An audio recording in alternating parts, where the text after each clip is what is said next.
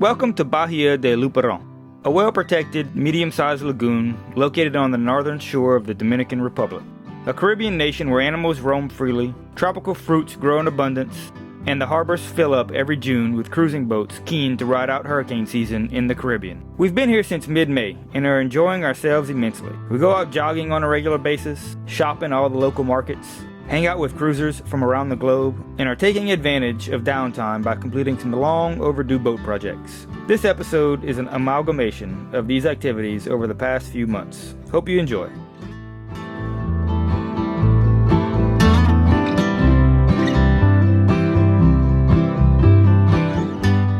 One of the really cool things about the Dominican Republic is the animals, they just roam free. They pretty much go where they want. Cows, chickens, goats, pigs, what else? Dogs. Oh, dogs. Yeah, the dogs. We're trying to jog and exercise, but yeah, we don't want to get run over by a cow, and I don't want to cut in between them and one of them get upset with us. Yeah! Yeah! Get out of here, cow! Yeah! She just looked at me like, what, dude? What do you want? What? Alright, there you go. You good? You got all of it? Go ahead. Go ahead, cow. Go ahead, cow. Go ahead, cow.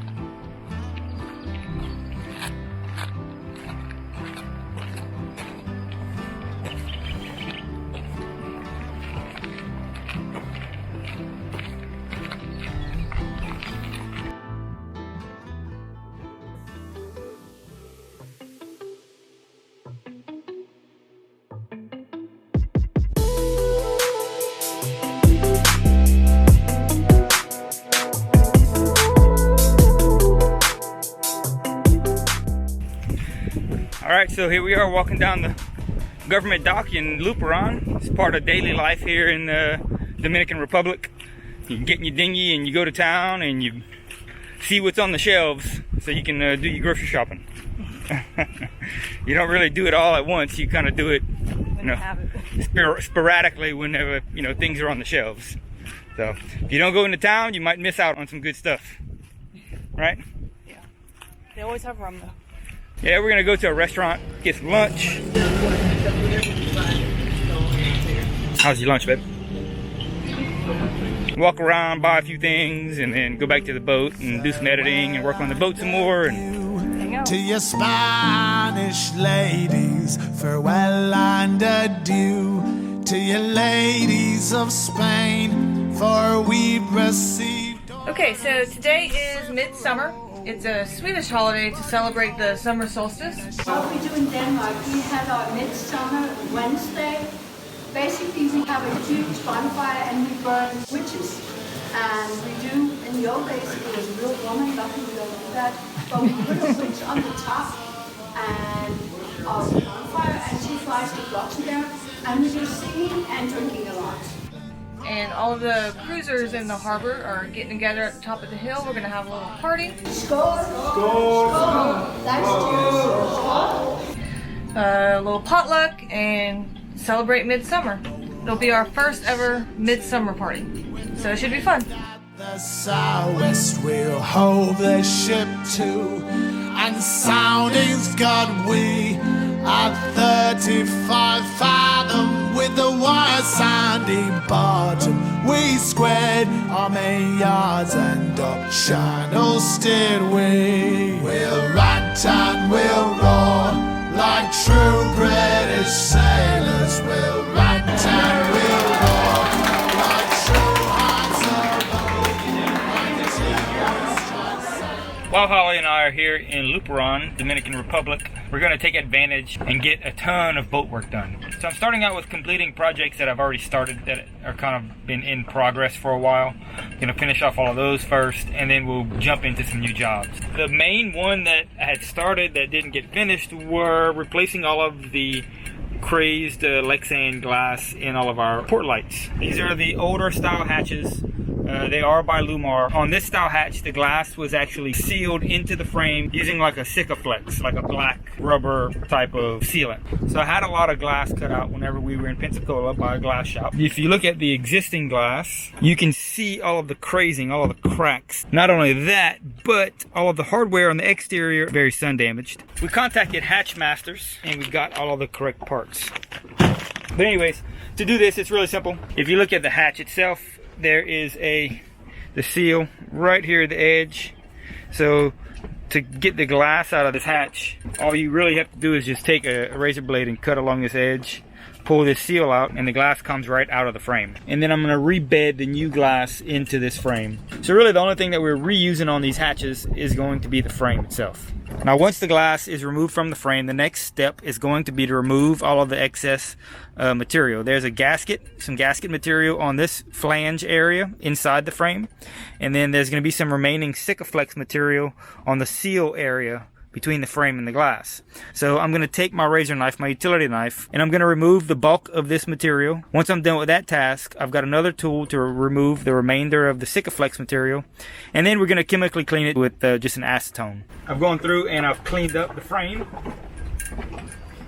You can see inside of here all the old material that's been removed and has been cleaned with acetone. The next step that you're going to want to do is you're going to want to put all of the hardware on the glass. I like to do it so that I can actually close the window. Let the hardware in the window, as it's closed, just hold the whole thing together while it cures. That way I don't have to have any kind of clamps or anything on the window. And the window will be closed and you won't get any rain inside your boat. After I mounted all the new hardware, the next thing I did was I cut the protective paper so that I can expose the glass in the area that is going to get sealed to the window. We'll do a test fit on it to make sure that we don't need to cut any more paper off. And there we go, that looks good. I'll leave as much of the protective paper on as possible. Apply the Sikaflex to the frame in place and then bed the glass into it. And then apply more Sikaflex to finish the seal. I'll tell you, that's one dumb problem to have. So my caulk gun broke. You can't do a whole window like that. I gotta do at least the bedding of it, and then we can find a new caulk gun and finish sealing. With one more thing fixed on the boat, it never fails. Something else is going to break. Well, we plan to go ride the bike today. Outboard had a different idea.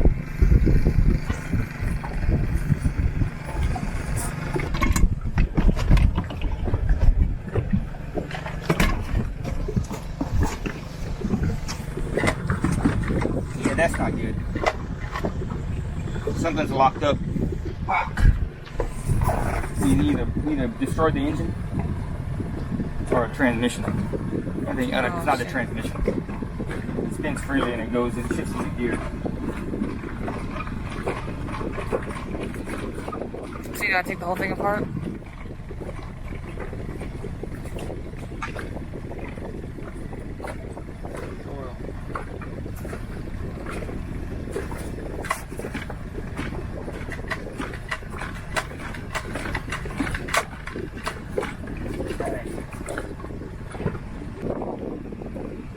Paddle. Yeah, it's gonna be a bitch paddling back once the winds come in.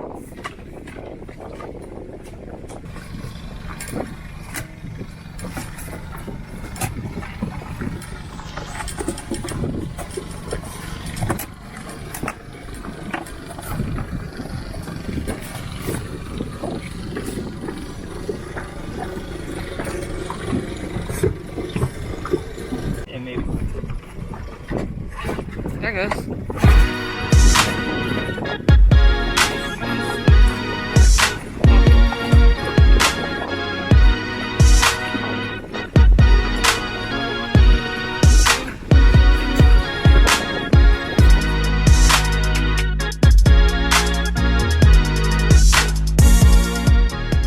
After a quick fight with the outboard, we managed to get a ride in and blow off some steam. The next morning, we score some local mangoes. With too many to eat, we decide to start a mash and attempt making our first mango brandy.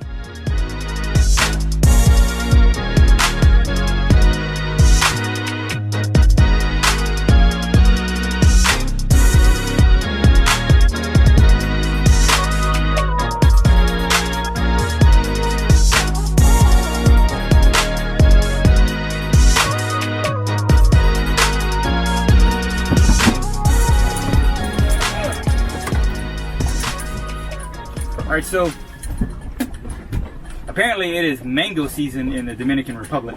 So that can mean only one thing. We're gonna make some mango brandy. So we got today we were given 5 gallons of mangoes, and we can go get more if we need them. I think 5 gallons is probably gonna be enough for the mash. So I'm making a mash out of it. I'm just cutting them up, just cutting big chunks off of them, getting as much of the meat and juice off as I can. I'm grinding it up and I'm putting it in the container that I'm gonna use as a fermenter. I've got some high altitude yeast. We'll pitch the yeast in it, and we'll let it ferment for a couple of weeks. And then after it ferments, we'll dig the still, our whiskey still, out from the back lazaret, and we're gonna make some whiskey. Some mango whiskey. How long will it take before it's ready to drink? So once once you distill it, you can drink it right away if you want to drink it. I think we'll end up with maybe 2 or 3 750 milliliter bottles of it. That's the game plan, to make 3 bottles of whiskey off of this. And I think so, because I'm not only using mangoes. I've got like 5 pounds of sugar as well, just some sugarcane sugar. It'll give it a good kick, make a lot of alcohol. So that little thermometer that shows us how much alcohol is in there? The alcoholometer? Yeah. That broke. It's broken. So how are we safely gonna know how much alcohol is in there? What do you mean? How are we gonna safely know how much alcohol? Because if it's too much, it could like harm you. No. There's 2 types of alcohol: methyl and ethyl alcohol. Methyl alcohol evaporates at a lower temperature. So you always take the first 15% of the mash of the alcohol and you discard it. That's the methyl. Okay. The rest of it is the good stuff, and it's gonna be strong. You know, we'll proof it down, and we'll basically do it based off of taste.